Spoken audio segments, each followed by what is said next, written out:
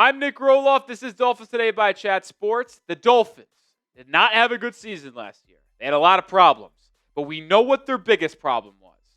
The question is, did Miami fix it this offseason?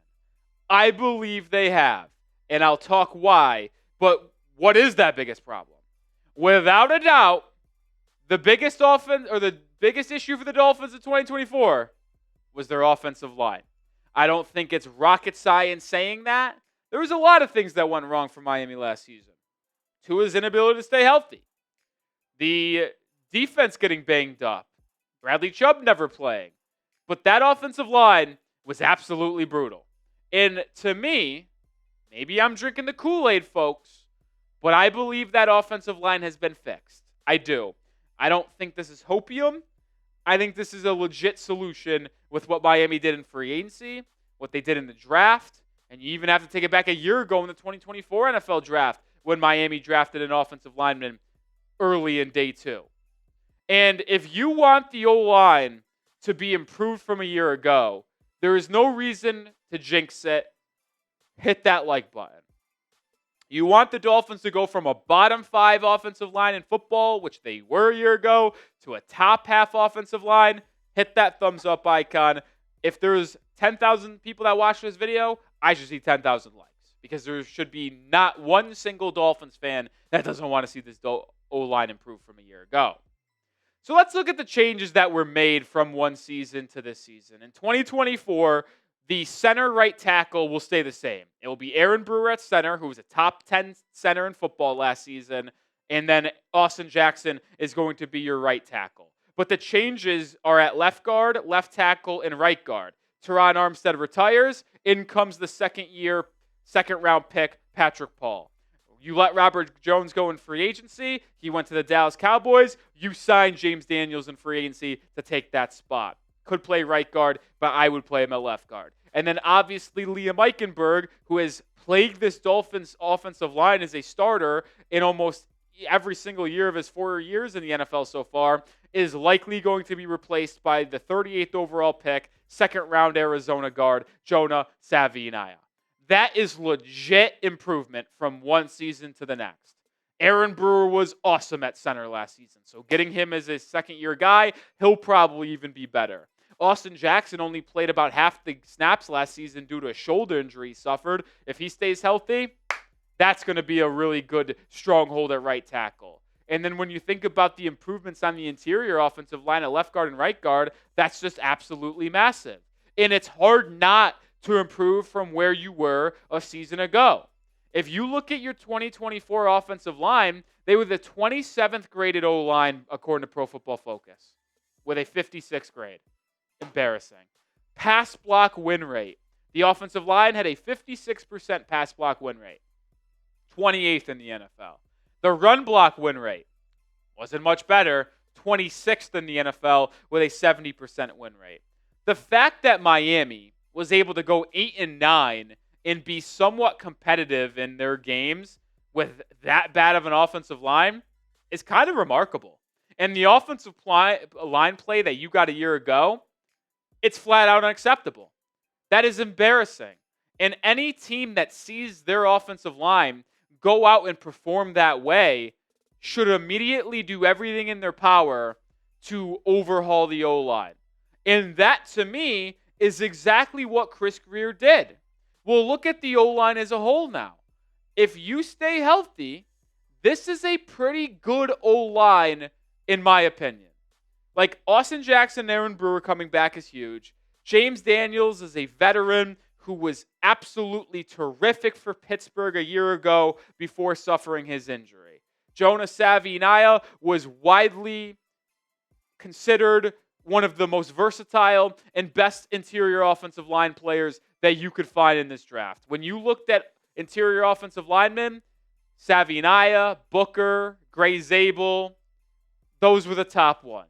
And you got one of the top 5 guards in this draft. And then Patrick Paul is a player you invested in a year ago. You took him in the second round of the 24 draft. He got to learn under Terron Armstead. He also started 3 games. So he got a perfect mixture of 3 starts against good competition too, by the way. Had to go up against the Texans, Will Anderson and Danielle Hunter. but he also got to learn behind arguably a top 3 left tackle in football in the last decade, which is Terron Armstead. I think you would really consider him top 3. It's him or probably Trent Williams. Those are probably your 2 best left tackles in the last 10 years. So I believe in Patrick Paul. I believe in believe in Savaiinaea. Can't believe I almost said Eichenberg. And I believe in James Daniels. I do. So I have more confidence in this O-line, and I think the biggest problem for Miami has been fixed. We're going to continue to talk about that, but I want to give a little quick pause. Confidence level in the O-line from the people watching at home. Scale of 1 to 100. 100 being this is going to be the best O-line in football. 1 being it's going to be the worst O-line in football. Let me know your confidence level in this Dolphins O-line in the comment section right now. I'm going to give you mine here in a second.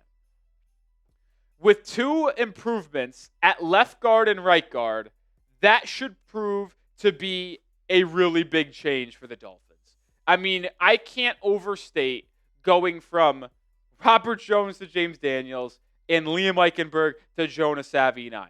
It's going to be absolutely massive. So what is my confidence level? I'm giving it a 72. I think if you look at what the Dolphins did last season, you would say the offensive line was probably like in the 40s. Like that's the confidence level on a week-to-week basis I would give the Dolphins O-line. Going into week 1, assuming that the 5 that I presented on screen a couple minutes ago is your starting O-line against the Colts in week 1, yeah, I'm going 72. I believe in them. I believe this will be a better unit. And to be fair, like, it can't get worse. Like, I say I believe this will be a better unit. Well, last year's unit might have been here, and the worst is here. So you're already at the bottom. So you just got to be a little bit better. Like, this O-line just simply can't be worse than it was last season. And I have a couple more stats that show how ugly it was. I mean, it's embarrassing. And this is more in the run department. The Dolphins had the worst rate of first down runs. Rushing first down percentage. 20.7% of the Dolphins' carries last season resulted in first downs. 32nd in the NFL. If you didn't know, there's 32 NFL teams, so it's dead last. And then the Dolphins as a team averaged 4 yards per carry. That was tied for 27th. So it's like all the numbers I show, pass block win rate, run block win rate, rushing first down percentage, yards per carry, PFF grade, all of them have Miami in the bottom 5 O-line from a year ago. So I don't think there's much more I need to say in terms of, yeah, this was the biggest issue for Miami a season ago, and I expect there to be improvements.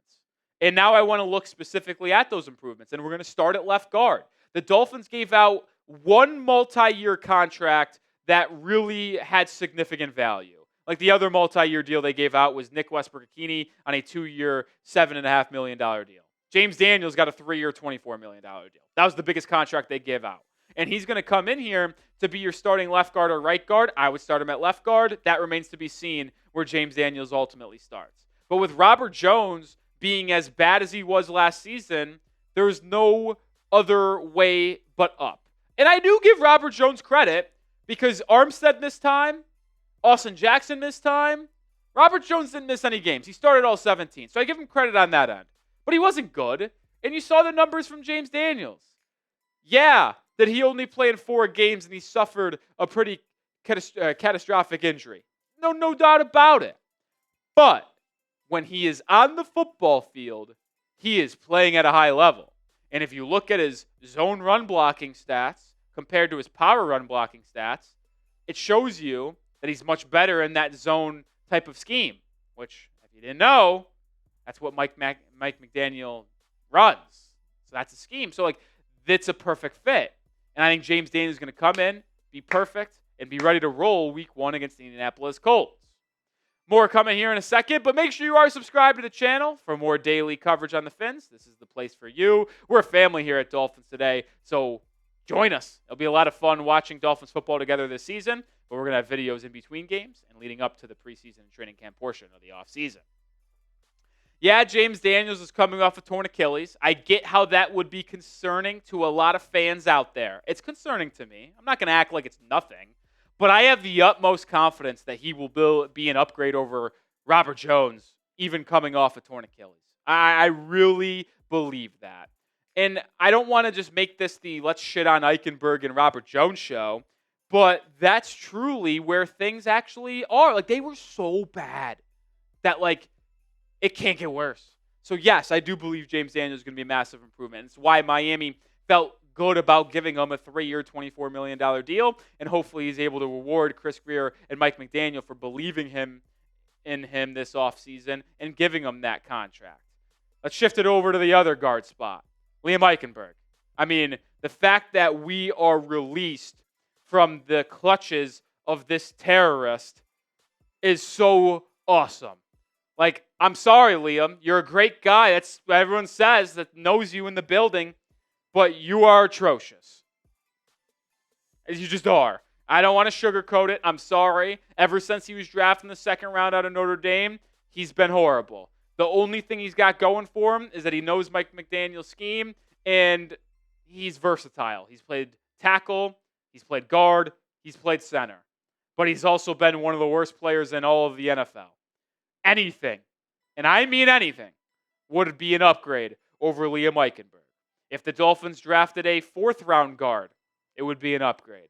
But they really invested by going out and getting Jonah Savaiinaea, who played right tackle, played left tackle, right guard for the University of Arizona, and did it at an extremely high level. And we've talked a lot about Savaiinaea this offseason. There's no doubt about it. He's one of my favorite picks in the entire draft, not even just for the Fins. Like, he just is a leader. He's hard-nosed. He will set the tone in the locker room and be a leader. And I'm excited for that aspect that he'll bring to the table as well. But the dude can flat-out play too, man.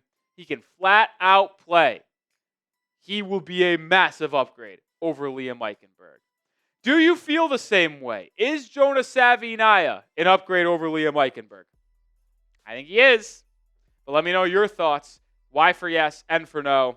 I don't think you can really say that he's not, to be fair. All right, there's another position that is changing, and that's at left tackle. This one's going to be the one where you're probably downgrading slightly. But I don't want that to be a knock on Patrick Paul. It's a changing of the guard. You're going from one of the best left tackles in the game in Terron Armstead to an unproven first-year full-time starter in Patrick Paul. Paul got 3 starts last season, a couple of them late in the year, one of them against the Houston Texans. That game was an absolute disaster. The O-line just absolutely got killed.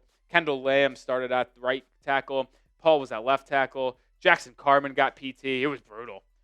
And, like, you see the numbers. Like, I'm not going to sit up here and act like Patrick Paul was phenomenal as a rookie. He wasn't. And Terron Armstead was a top 5 graded offensive tackle last season. But, like, I believe in him. And so does the coaching staff. So do his teammates. Terron Armstead in his retirement media tour has consistently said that he believes Patrick Paul has put in the work. He showed his dedication to his body, to his craft, his technique, to this organization, while learning behind him all last season to where he's going to be in line to be a big-time riser this year and be the franchise left tackle for the Miami Dolphins. And I know that means a little bit different for Miami and compared to other teams because Tua's blind side is the right tackle, Austin Jackson, rather than Paul at left tackle. Will it be a downgrade from last season? I don't think that's a question. It won't be as good as Terron Armstead. But I expect it to not be as severe as a drop-off as many people might imagine. And then when you factor in the improvements at left guard and right guard with Savaiinaea and James Daniels, I expect an improved O-line. I just don't know how you as a fan can sit here and believe otherwise. Like, I know it's hard to really feel confident about a Dolphins O-line because there just really hasn't been a good one ever since that. Well, I know it's only 2 years ago, but 2023, obviously a good O-line there, such a good rushing attack. It's why the Dolphins had a top 5 offense in football. But it's like Miami's O-line has been an issue for almost every other year in the last decade besides that one. I think this O-line has a chance to be really, really good. And I think it has a chance to be I wouldn't say top 10 O-line, but average to above average. Like, could it be an O-line that ranks anywhere between like 11 and 16? I think so. Anything outside of the bottom 12 is a win for me. If the Dolphins have a O-line that is ranked higher than 19, that's a win. because that's how bad it was last season. So I expect an upgrade, and I hope to see one. That'll do it for this episode of Dolphins Today. If you made it to the end of this video, hit that thumbs up icon. Like I mentioned, don't jinx it. If you want the O-line to improve, you got to hit that like icon here. And if you made it to the end of the video and haven't hit the like button, what are you doing? You clearly like what we're bringing to the table. So just take 1 second out of your day and hit the thumbs up button.